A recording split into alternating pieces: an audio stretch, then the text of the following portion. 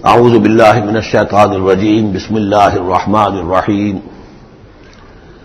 اقرأ بسم ربک الذی خلق خلق الانسان من علق اقرأ وربک الاکرم الذی علم بالقلم علم الانسان ما لم يعلم صدق اللہ العظیم رب اشرح لی صدری ویسر لی امری واحلل عقدۃ من لسانی یفقہوا قولی۔ اس سے پہلے کئی مرتبہ یہ عرض کیا جا چکا ہے کہ حضور پر جو پہلی وحی آئی تقریباً اجماع ہے اس پر کہ وہ یہ 5 آیات ہیں سورہ علق کی۔ آپ کی عمر شریف جب 40 برس کے لگ بھگ ہوئی، حضرت عائشہ صدیقہ رضی اللہ تعالی عنہا کی روایت میں یہ ساری چیزیں موجود ہیں، تو خلوت گزرنی محبوب ہو گئی، غور و فکر کا غلبہ ہو گیا۔ پھر آپ غار حرا میں جا کر کئی راتیں کئی دن قیام فرما ہوتے تھے، اور شارحین حدیث کا اس پر اجماع ہے کہ وہاں آپ کیا کرتے تھے؟ کانا صفت و تعبدہ فی غار حرا تفکر والاعتبار، غور و فکر، سوچ بچار۔ اسی میں پھر ایک دن فرشتہ آیا ہے۔ فرشتے کا آنا اور فرشتہ کیا لے کر آیا جس پر کہ اس نے یہ کہا اقرا، پڑھو، وہ ذرا بات ہے کہ جو ذرا پیچیدہ ہے، سمجھنے کی ہے، وہ عرض کروں گا آپ سے۔ روایت یہ ہے کہ فرشتے نے کہا اقرا، تو حضور نے فرمایا ما انا بقاری۔ فرشتے نے اپنے ساتھ بھیچا لگا کر سینے کے ساتھ، پھر چھوڑ دیا، کہا کہو اقرا۔ حضور نے پھر کہا میں ما انا بقاری۔ تیسری مرتبہ پھر کیا، 3 مرتبہ کرنے کے بعد پھر یہ اقرا بسم ربک الذی خلق۔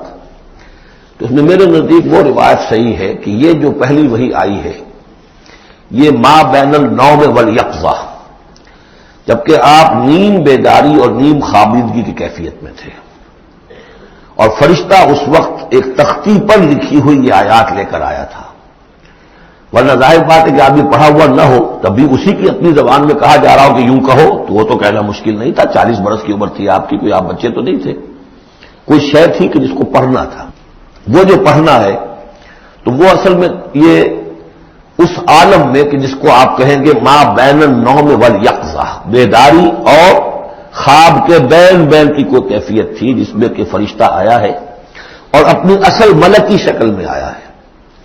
اس لیے کہ پھر اس نے جب وہ بھی کوئی چیز لکھی ہوئی لایا ہے، روایتوں میں آتا ہے سونے کی تختی تھی جس پر یہ آیات لکھی ہوئی تھی، تو اس پر آپ نے کہا ما انا بقاری، میں تو پڑھا ہوا نہیں۔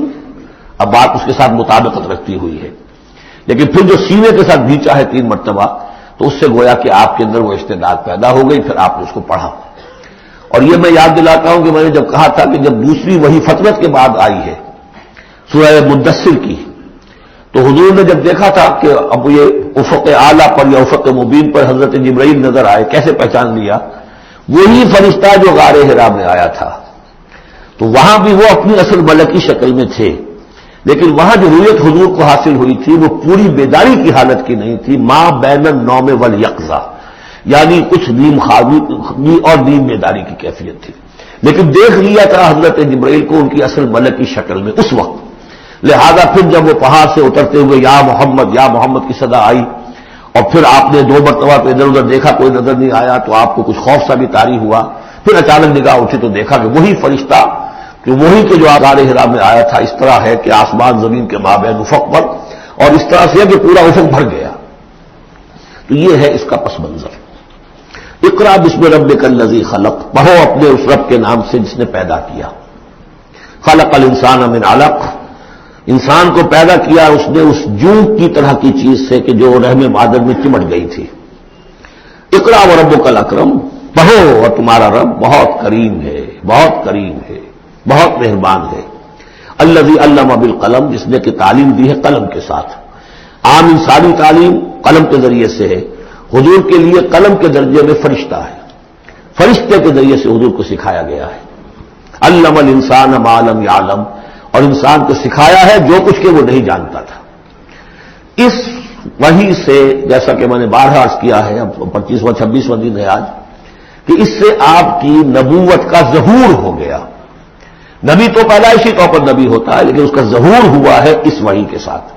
البتہ اس میں کوئی تبلیغ کا حکم نہیں ہے، وہ تو پھر جب وہ وحی آئی ہے، جب کہ فرشتے کو دیکھا ہے افق اعلیٰ پر، افق مبین پر، اس کے بعد جب گھر گئے ہیں اور پھر آپ کمبل اوڑھ کر لیٹ گئے ہیں، دہشت کی کیفیت طاری تھی. پھر وہ سورہ مدثر کی آیات نازل ہوئی، یا ایھا المدثر قم فانذر وربک فکبر. وہاں سے پھر آپ کی رسالت کا آغاز ہوا کہ اے لحاف میں لپٹ کر لیٹنے والے، اب کھڑے ہو جاؤ، انذار کرو، خبردار کرو لوگوں کو، اور اپنے رب کی کبریائی کا اعلان کرو اور اس کے کبریائی کے نفاذ کی جد و جہد کرو. یہ ہم پڑھ چکے ہیں کل سورہ مدثر میں. اس کے بعد میں نے عرض کیا تھا سورہ مدثر ہی میں 7 آیتوں میں حضور سے خطاب کے بعد پھر 3 آیتیں تھیں. فَإِذَا نُقِرَ فِي النَّاقُورِ فَذَلِكَ يَوْمَئِذٍ يَوْمٌ عَسِيرٌ عَلَى الْكَافِرِينَ غَيْرُ يَسِيرٌ. یہاں پھر دیکھیے، یہاں اب 3 آیتیں آ رہی ہیں، یہ آخرت کا فلسفہ بیان کر رہی ہیں. کَلَّا إِنَّ الْإِنسَانَ لَيَطْغَىٰ. کوئی نہیں، انسان طغیانی پر، سرکشی پر، زیادتی پر، ظلم پر، تعدی پر آمادہ ہو ہی جاتا ہے. کیوں ہو جاتا ہے؟ وہی حساس اور ذہین آدمی جو بیٹھا غور کر رہا ہے کہ یہ کیا ہو رہا ہے معاشرے میں، کیوں ظلم ہو رہا ہے، کیوں تعدی ہو رہی ہے، کیوں غلط روی لوگوں نے اختیار کی ہے. ہو جاتا ہے انسان. کیوں ہو جاتا ہے؟ الراہ استغنا، وہ اپنے آپ کو دیکھتا ہے کہ اس پر پکڑ کوئی نہیں. انگارہ زبان پر رکھوں گا تو جل جائے گی، جھوٹ بولوں گا کچھ بھی نہیں ہوگا، اگر میں کہیں زہر کھاؤں گا مر جاؤں گا، حرام کا مال کھاؤں گا کچھ نہیں ہوگا. کہ یہ دنیا جو ہے یہ فزیکل لاز پر چل رہی ہے، یہاں مورل لاز جو ہے آپریٹو نہیں ہے. اخلاقی قوانین ہے تو صحیح موجود، انسان کے نفس میں ہے، یہ اچھائی یہ برائی، لیکن دنیا جو چل رہی ہے اس میں ان اخلاقی قوانین کا کوئی دخل نہیں ہے. وہ صرف فزیکل لاز پر چل رہی ہے. آگ جلا دے گی اور جھوٹ سے کچھ بھی نہیں ہوگا، چھالا بھی نہیں ہوگا. اور آپ نے اگر کہیں پر سنکھیا کھا لیا تو مر جائیں گے، اور آپ حرام خوری جتنی چاہے کرتے جائیں کچھ نہیں ہوگا. یہ جو ہے کہ moral law is not operative, جبکہ فزیکل لا آپریٹو ہے. اس وجہ سے انسان جو ہے سرکشی پر، تعدی پر آمادہ ہو جاتا ہے. اب اس کا علاج کیا ہے؟ ان الی ربک الرجعی. یہ عقیدہ کہ تمہیں اپنے رب کی طرف لوٹ کر جانا ہے، حساب کتاب ہوگا، جواب دہی ہوگی. یہ یقین اگر دل میں بیٹھ جائے تو سیلف سینسر ہو جائے گا اس کے اپنے اندر. کوئی کام ایسا نہ کروں جس کی جواب دہی نہ کر سکوں. جانا ہے، گویا کہ حل جو ہے اس پورے معاملے کا، کسی معاشرے میں اخلاقی زوال آ چکا ہو تو صرف ایک ہے، اور وہ ہے آخرت کا یقین اگر ہوگا کہ ہر چیز کی جواب دہی ہوگی، حساب کتاب ہوگا.